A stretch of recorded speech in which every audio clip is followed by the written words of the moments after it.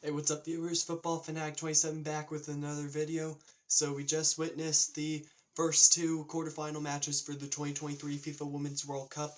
And may I say these were both great starts to the quarterfinals. Both had great moments and upsetting heartbreaks. So let's get into it. So first game we had was Spain versus Netherlands. Spain was looking to get to their first ever semifinal in their women's soccer history. Netherlands was trying to keep their run going, but overall, like first half, that was just all Spain. Like they had close chances. They did score a goal earlier, but it was counted offside after a shot was put after a shot was kicked in by a player who was offside. So in the end, first half it was 0-0, but Spain had at least 8 or more shots, while the Netherlands had 0. Netherlands in the second half came out a little more.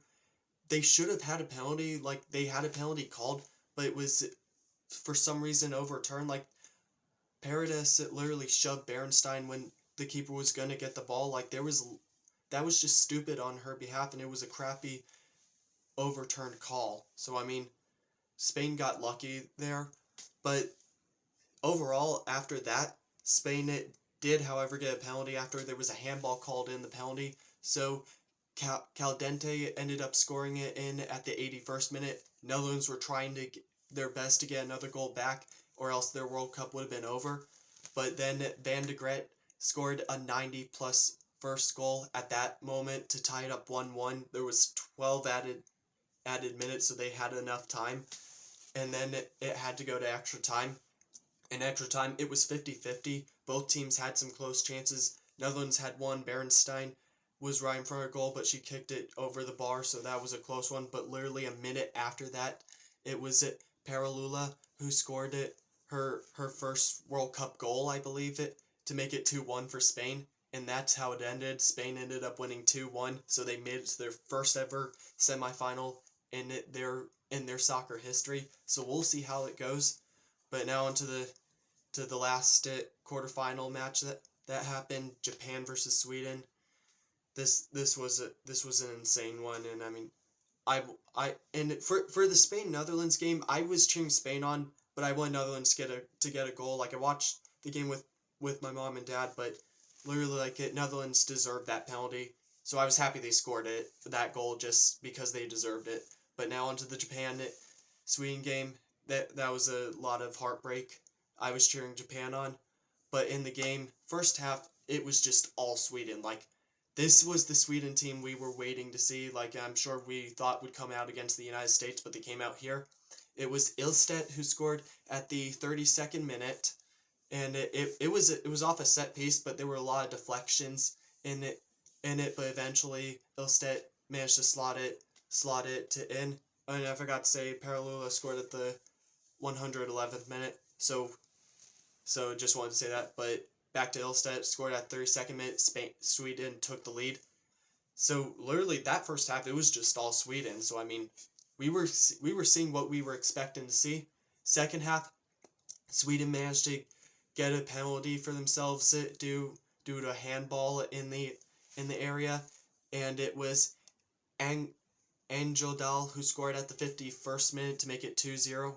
But that's when the tide started to change. Japan started to switch their tactics a little. They were attacking much more. They came close a bunch of times. Like they were close. They just couldn't. They had some crosses. They just were unlucky with some shots. They did, however, end up getting a penalty in like the 80 something minute. But it unfortunately Ueki, she hit the crossbar, so that kept Sweden at the 2-0 advantage. Japan was still trying to find a way. They got a free kick after that, but it hit the crossbar, went off the keeper, went off the post. I thought it was in. I'm sure a lot of others thought it was in, but it was just on the line. So it was still 2-0, but literally a minute after that, it was Hayashi who scored at the 87th minute off a bad clearance from Sweden to make it 1-2. So it gave Japan hope that they could tie the game up. They had 10 added minutes. They came close a bunch of times. Unfortunately, it didn't end well for Japan. They ended up losing 1-2, so their World Cup semifinal dreams ended, and it was heartbreak for them. But hey, I just want to say, Japan, like, you still played one of the best football games I've seen. Like keep your heads up high. Like, I'm proud of you. Many other fans are proud of you. A lot of people are still going to be proud of you. Like, just know you were one of the best teams at this World Cup. You played your hearts out this entire World Cup. Literally, you were down 2-0, but that did not stop you from not giving up. You kept coming. You kept pushing. You ended up getting a goal, but you gave Sweden a heart attack, really. So I just want to say, Japan, thank you for playing one of the best soccer games like I've ever seen, and I'm excited to see how it goes in the future. But Sweden ended up going through, so it will be Spain versus Sweden in the next round. So we'll see how it goes. Our last matches will be Australia versus France, and then England versus Colombia. Those are going to be good games. But that's it for this video. I hope you all enjoyed it. Let me know what you thought of the quarterfinal matches and the next ones to come. But that's it for this video. I will see you all soon.